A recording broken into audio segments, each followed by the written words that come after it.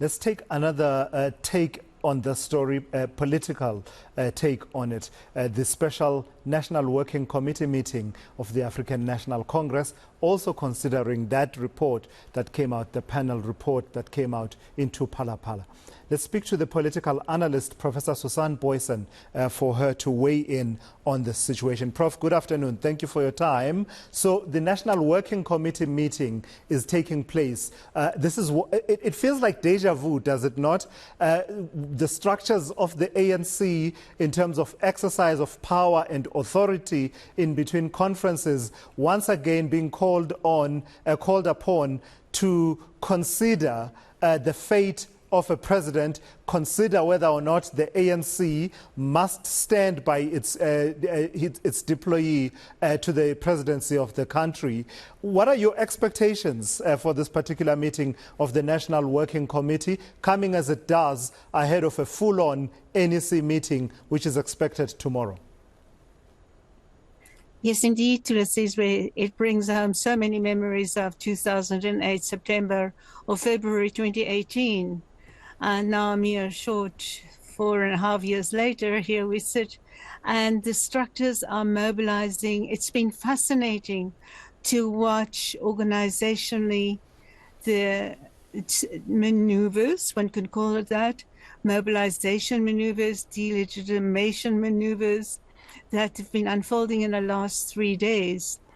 And here we see that the debates that we had late Thursday are not the debates we're having today. Then it was a pending resignation, structures kicked in, caucuses kicked in, and since then, President Ramaphosa has probably made a 180-degree turn towards contesting the report, the panel of the Nkqubo report, and now being poised to take it through probably currently taking it through the National Working Committee and then the NEC.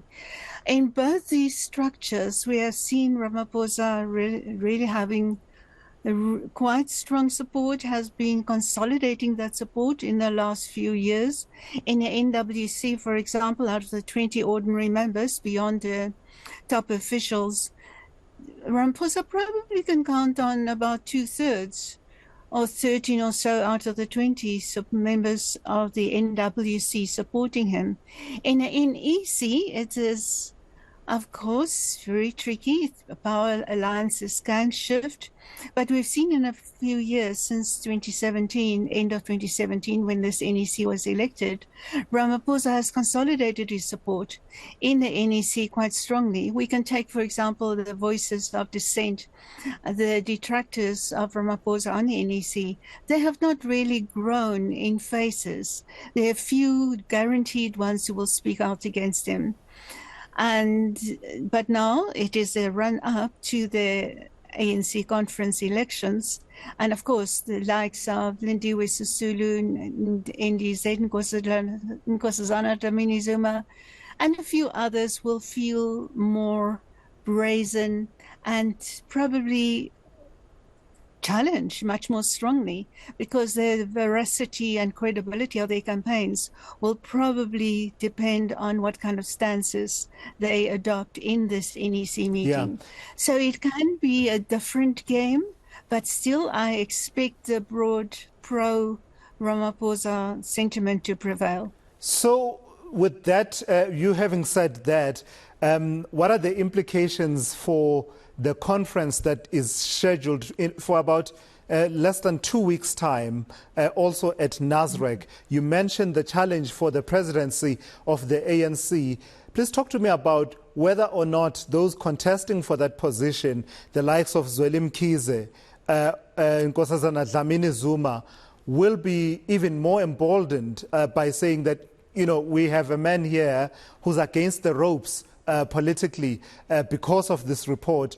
Or will it turn out to be a story where if he prevails and enjoys the support of these structures now, today and tomorrow, but also goes on to have a strong showing and win the presidency and his supporters dominate the outcome in 2 weeks' time, then we have a different ball game altogether, in that we'll have a president who will be able to dictate how this plays out, even if it does mean that he ends up retreating to Luthuli House because of processes unfolding later on, but it will largely be within his control. Which one is it? Yes. It is going to be a fascinating scene to watch this. On the one hand, indeed, Ramaphosa is in the game. If he had resigned, he would probably have withdrawn from the race as well, and that would have unleashed a whole storm of uncertainty on those elections. Roughly half the presidential nominations would have been up for grabs. And because there are no other very strong top-level candidates in the Ramaphosa caucus or faction, it could have gone to any of the others more aligned to the RET faction or some type of a third way. They would have been able to grab those. But Ramaphosa staying in means those votes, that large block of votes, even if it's only 2,000, roughly 2,000, only represents about half the eventual number of expected voting delegates at this conference, and anything can happen there. But he is by far the strongest candidate, and that block of votes now remains secured for that one person. Even if in the times that come, it will have a destabilizing effect to have a president in power against whom all possible suspicions have not been resolved, who is possibly subject to an impeachment process if his party votes to protect him in Parliament against impeachment committee taking place, and if there's a request for application for review of the panel report, then of course those innuendos, those suspicions, the ghost of those pala questions that have not been answered, that President Ramaphosa did not submit sufficient evidence to the panel for them to get to more definitive findings, then those hover, and that will have a destabilizing effect. That means for the moment one can say, yes, the torchbearer for cleanup and anti-corruption ANC, even if tarnished himself, remains in place. But then that is an indictment of the ruling party at this stage. If this is the best that they have to offer, and if there are really no alternatives but pull the whole nation through this vortex with them.